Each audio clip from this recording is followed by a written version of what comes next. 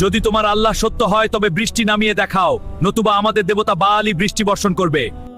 আপনি কি জানেন, এক নবীকে চ্যালেঞ্জ করে বসল মূর্তি পূজারী এক জাতি। তারা অহংকার করে বলল, যদি তোমার আল্লাহ সত্য হয় তবে বৃষ্টি নামিয়ে দেখাও, নতুবা আমাদের দেবতা বালি বৃষ্টি বর্ষণ করবে।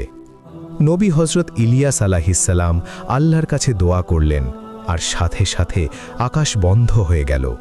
দীর্ঘ 3.5 বছর এক ফোঁটা বৃষ্টিও পড়ল না। খরায় পুরো দেশ হাহাকার করতে লাগল। তখন হজরত ইলিয়াস আলাইহিসসালাম তাদের ডাকলেন কার্মেল পাহাড়ে এক মহা পরীক্ষার জন্য। শর্ত ছিল, তোমাদের 450 জন পূজারী একদিকে আর আমি একা একদিকে।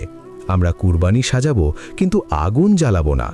যার উপাস্য আকাশ থেকে আগুন পাঠিয়ে কুরবানি কবুল করবেন, তিনিই সত্য মাবুদ।